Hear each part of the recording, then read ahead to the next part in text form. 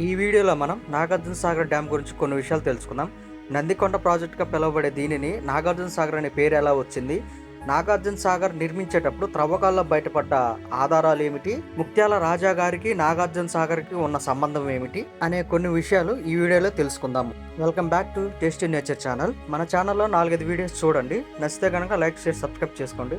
చాలా మంది వీడియోస్ చూస్తున్నారు, సబ్స్క్రైబ్ చేసుకోండి. ప్లీజ్ సబ్స్క్రైబ్ చేసుకోండి.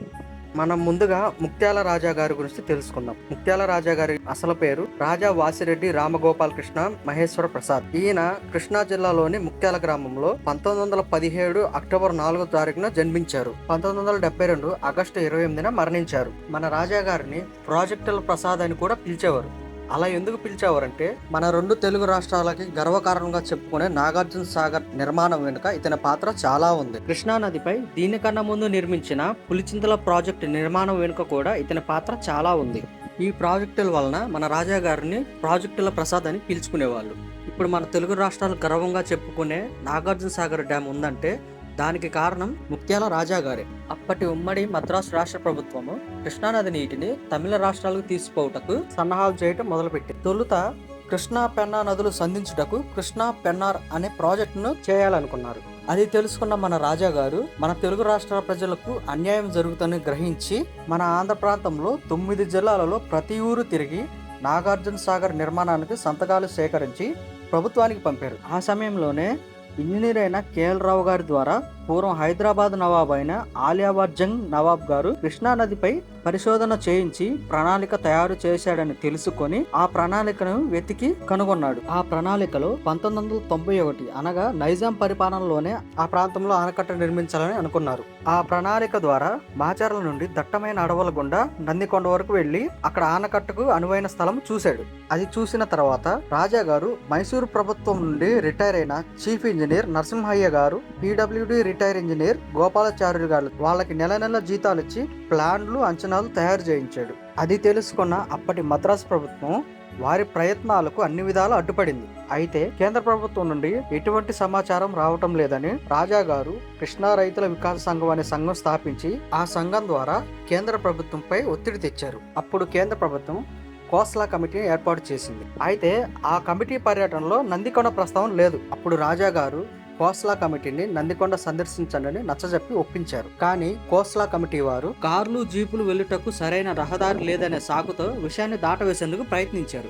ఆ మాట విన్న రాజా గారు వేల రూపాయలు ఖర్చు పెట్టి 25 గ్రామాల నుండి ప్రజలను, స్వయం సేవకులను కూడగట్టి వారం రోజులు రాత్రింబోలు కష్టపడి పనిచేసి కార్లు వెళ్లుటకు వీళ్ళకు దారిని వేశారు. 1952లో కోస్లా కమిటీ నందికొండ ప్రాంతాన్ని చూడటానికి వచ్చారు. కోస్లా కమిటీకి విజయవాడ నుండి 260 మైళ్ళు పొడవున ప్రజలు ఘన స్వాగతం పలికారు. నందికొండ ప్రాంతం చూసిన కోస్లా కమిటీ ఈ ప్రాజెక్ట్ కు ఇంతకన్నా అనువైన ప్లేస్ ఇంకొకటి ఉండదు, ఇది మీకు దేవుడిచ్చిన వరం అని తేల్చి చెప్పారు. తరువాత కోస్లా కమిటీ రిపోర్ట్ ను తొక్కిపెట్టేందుకు ఢిల్లీలో ప్రయత్నాలు మొదలయ్యాయి. ఇది తెలుసుకున్న రాజావారు ఢిల్లీ వెళ్లి ప్రొఫెసర్ MG రంగా, మోతూరు హనుమంతరావు, కొత్త రఘురామయ్య పార్లమెంటు సభ్యులను కలిసి వాటి రిపోర్ట్ ను వెలికి తీయించి దాని పత్రాలు అందరికి పంచిపెట్టి ప్రణాళిక సంఘ సభ్యులందరినీ ఒప్పించారు. ప్రణాళిక సంఘ సభ్యులందరూ కోస్లా కమిటీ సూచనలను 1952లో ఆమోదించారు. కోస్లా కమిటీ సూచనల ప్రకారం ప్రణాళిక సంఘం జలాశయ సామర్థ్యం 287 TMCగా సూచించింది. అదే సమయంలో రాష్ట్ర ప్రభుత్వం కూలిపోయింది. రాష్ట్రంలో గవర్నర్ చందూలాల్ త్రివేది పాలన ప్రారంభమైంది. త్రివేది గారు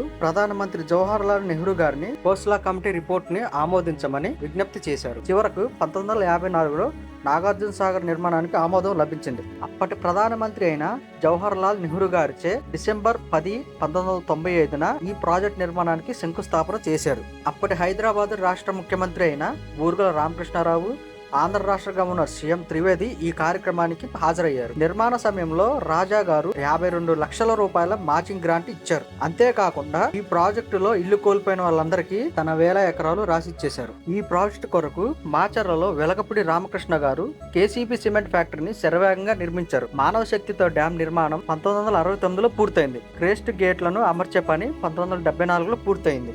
1966 ఆగస్టు 3న డ్యామ్ నుండి నీరు వదిలారు. ఆ తర్వాత భారతదేశ 3వ ప్రధాని అయిన ఇందిరాగాంధీ చేతుల మీదుగా 1967లో కుడి, ఎడమ కాలువలకు నీరు విడుదల చేయడం జరిగింది. ప్రాజెక్టుకు శంకుస్థాపన చేసి 50 ఏళ్లు పూర్తయిన సందర్భంగా 2005 డిసెంబర్ 10న స్వర్ణోత్సవాలు జరుపుకుంది. సాగర్ నిర్మాణ సమయంలో అసువులు బాసిన వారి స్మారకార్థంగా ఏర్పాటు చేసిన స్తూపాన్ని డాక్టర్ వైఎస్ రాజశేఖర రెడ్డి గారు ఆవిష్కరించారు. అలాగే గౌతమ్ బుద్ధుడు, ఆచార్య నాగార్జునుడి విగ్రహాలతో పాటు సాగర్ నిర్మాణ సమయంలో ముఖ్యమంత్రులుగా ఉన్న నీలం సంజీవరెడ్డి, కాసు బ్రహ్మానందరెడ్డి, ఇంజనీరింగ్ నిపుణులైన కేఎల్ రావు గారు, సాగర్ మొదటి చీఫ్ ఇంజనీర్ అయిన జాఫర్ అలిల్లా విగ్రహాలను డాక్టర్ వైఎస్ రాజశేఖర రెడ్డి గారు ఆవిష్కరించారు. ముత్యాల రాజా గారికి మనమందరము రుణపడి ఉంటాము. అయితే నందికొండ ప్రాజెక్టుగా పిలిచే దీనిని నాగార్జున సాగర్ అనే పేరు ఎలా వచ్చింది ఇప్పుడు తెలుసుకుందాము. ఈ ప్రాజెక్టు తవ్వకాల్లో 4వ శతాబ్దంకు చెందిన బౌద్ధ స్తూపాలు, ఇతర కట్టడాలు బయటపడ్డాయి. నందికొండకు దగ్గరలో అనుపు అనే ప్రదేశానికి బౌద్ధ మతచర్యుడు ఆచార్య నాగార్జునుడు క్రీస్తు శకము 4వ శతాబ్దంలో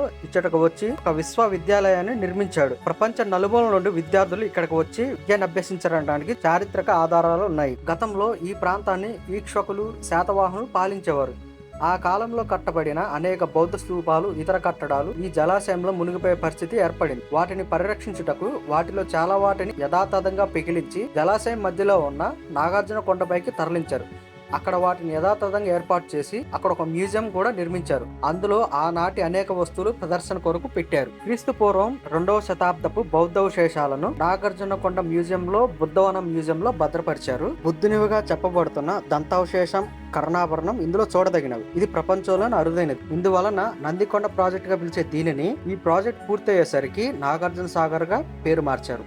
ఈ డ్యామ్ పొడవు వచ్చేసి 1550 మీటర్లు, ఎత్తు వచ్చేసి 124 మీటర్లు. ఈ డ్యామ్ కి మొత్తం 26 గేట్లు ఉన్నాయి. కుడి కాలువ పొడవు వచ్చేసి 203 కిలోమీటర్లు, ఎడవ కాలువ పొడవు వచ్చేసి 179 కిలోమీటర్లు. పూర్తి స్థాయి నీటి నిల్వ సామర్థ్యం వచ్చేసి 408 టీఎంసీలు. కనీస స్థాయి నిల్వ వచ్చేసి 213 టీఎంసీలు. విద్యుత్ ఉత్పత్తికే ఈ నాగార్జున సాగర్ ప్రాజెక్ట్ లో 3 కేంద్రాలు ఉన్నాయి. వీటిలో మొత్తం ఉత్పాదన వచ్చేసి 960 మెగావాట్లు. ఇక్కడ చూడదగ్గ ప్రదేశాలు వచ్చేసి నాగార్జున సాగర్ డ్యామ్, నాగార్జున కొండ, సాగరమాత దేవాలయం, అనుపు, ఇంకా బుద్ధవనం. ఇక్కడకు బై రోడ్ రావాలంటే హైదరాబాద్ నుండి 165 కిలోమీటర్లు, విజయవాడ నుండి వెళ్ళాలంటే 190 కిలోమీటర్లు, బై ట్రైన్ లో వెళ్ళాలంటే సమీపంలో ఉన్న రైల్వే స్టేషన్ వచ్చేసి మాచర్ల నుండి 24 కిలోమీటర్లు ఉంటుంది. మరిన్ని వీడియోస్ కోసం మన ఛానల్ సబ్స్క్రైబ్ చేసుకోండి. మీ ఫ్యామిలీ మెంబర్స్ కి షేర్ చేయండి.